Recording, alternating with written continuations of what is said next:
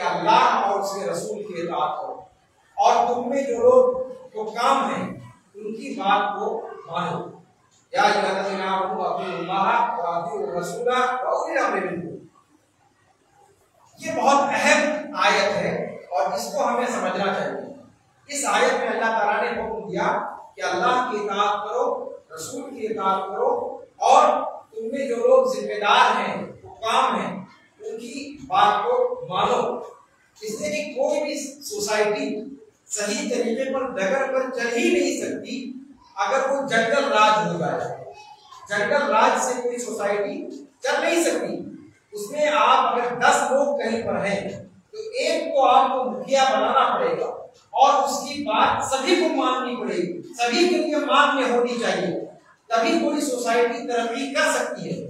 ऐसा नहीं होगा कि साहब अगर 10 लोग हैं तो 10 कहें कि हमारी बात चलेगी, हमारी बात मानी जाए, वो कहेंगे हमारी बात मानी जाए, तीसरा कहेंगे हमारी बात मानी जाए। ऐसे कोई सोसाइटी और कोई समाज, कोई सभ्य समाज कायम नहीं हो सकता।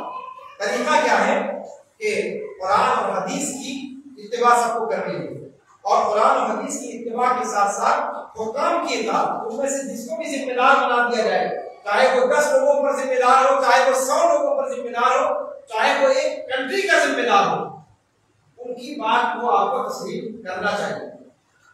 अलबत्ता ये है कि जो दुनियावी तौर पर जिम्मेदार होते हैं उनकी बात लाजिम है कि कुरान और हदीस के मुताबिक हो, अल्लाह और उसके रसूल की तालीमात के मुताबिक हो। अगर कोई नाजायज चीज को हुक्म दे रहा है तो फिर उसको मानना नहीं है, उसके अंदर नहीं मानना है। ला ताअता लिमखलूकिन फी मासियतिल खालिक। अल्लाह के रसूल सल्लल्लाहु अलैहि वसल्लम ने कहा कि किसी मखलूक की बात नहीं मानी जाएगी अल्लाह रब्बुल आलमीन की नाफरमानी में। तो अगर वो मुखिया, अगर वो सरपंच, अगर वो मेयर, अगर वो अध्यक्ष, अगर वो ऐसी बात का हुक्म दे रहा है जो अल्लाह और उसके रसूल की तालीमात के मुखालिफ है, मिसाल के तौर पर वो कह रहा है कि आप 5 वक्त की नमाज ना पढ़िए, या कहे कि ज़ोहर की नमाज के वक्त नमाज पढ़ने ना जाओ, तुम ड्यूटी करो, या फला नमाज छोड़ दो, तो आप यहाँ पर अब आपके पास 2 ऑप्शन है, या तो आप उसकी बात माने या अल्लाह की बात माने। आप किसकी बात मानेंगे? यहाँ अल्लाह रब्बुल आलमीन की बात मानी जाएगी, उस मुखिया की, उस सरपंच की, उस हाकिम की बात नहीं मानी जाएगी। ला ताअता लिमखलूकिन फी मासियतिल खालिक। और आयत के अंदर इसका इशारा भी दे दिया गया है। आयत में अरबी जुबान जो लोग समझते हैं वो इस बात को समझ पाएंगे कि अतीउन का सेगा अल्लाह के साथ, अल्लाह के रसूल के साथ इस्तेमाल किया गया है, लेकिन उलिल अम्र के साथ अतीउन का लफ्ज नहीं इस्तेमाल किया गया है। और ये इस बात की दलील है कि हुक्म की इताअत तभी की जाएगी जब उनकी कही हुई बात कुरान और सुन्नत यानी अल्लाह और उसके रसूल के हुक्म के ताबे होकर के आए। अगर ये अलग से कोई बात कहेंगे तो उनकी वो बात तस्लीम नहीं की जाएगी। तो ये बात हो गई उनकी बात मानने के ताबे से। फिर दूसरी बात ये कही गई कि अगर तुम लोगों का आपस में कभी किसी मामले में झगड़ा हो जाए, एक तो बात कहने की बात माननी है, दूसरे अगर कभी इख्तिलाफ हो जाए, कभी लड़ाई झगड़ा हो जाए, तब क्या करो? फ़इन तनाज़अतुम फ़ी शैइन फरुद्दूहु इलल्लाहि व रसूल। तब ये हाकिम, तब ये मुखिया बीच से इसको किनारे कर दिया गया।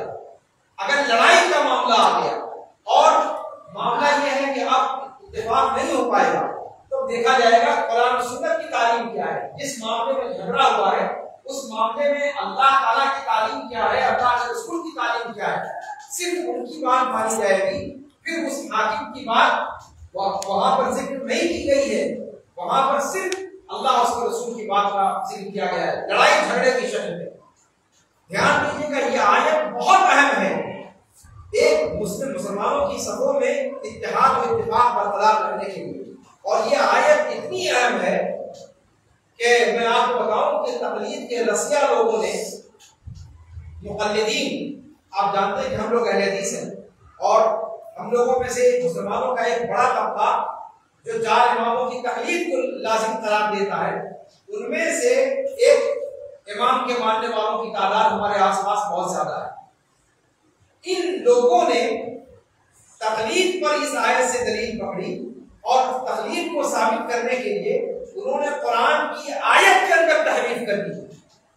जो आप जानते हैं कि कुरान की आयत के अंदर तहरीफ करना ये सरीह कुफ्र है, लेकिन ऐसा उनके मुल्लाओं ने किया और वो चीज तफसीर में मजबूत चली आ रही थी। महमूद हसन देवबंदी, ये बहुत बड़े आलिम हैं, देवबंद के मुफ्ती कहे जाते हैं और बड़े उलमा में से हैं। उन्होंने तफसीर के अंदर ये डंडी मारी यहाँ पर, और यहाँ पर जब अल्लाह ताला ने कहा कि अल्लाह उसके रसूल की और हुक्काम की इताअत करो और इमामों की इताअत करो, जबकि इमाम का मामला वहां पर नहीं है, वहां हुक्काम का मामला है, वहां पर तहरीफ किया उन्होंने तर्जुमे के अंदर। दूसरी गड़बड़ी क्या की कि अगर लड़ाई झगड़ा हो जाए तो कुरान कहता है फरुद्दूहु इलल्लाहि वर रसूल, जब लड़ाई झगड़ा हो जाए तो अल्लाह उसके रसूल की तरफ लौटा दो, कोई तीसरा पावर नहीं है। पर एक पहल से उनका कुरान छपा और इसी तहरीफ के साथ मुसलमानों को, हज करने वालों को, उम्रा करने वालों को तकसीम किया जाता रहा एक लंबे जमाने तक। फिर उसके बाद जब अहले हदीस उलमा ने इस चीज की निशानदही की और सऊदी हुकूमत को बताया कि तुम लोग जो तकसीम कर रहे हो, क्या तकसीम कर रहे हो, ये कुरान की आयत को बदल कर रख दिया। कुरान की आयत के अंदर इन लोगों ने अपनी तकलीफ के चक्कर में कुरान की आयत का बेड़ा खराब कर दिया।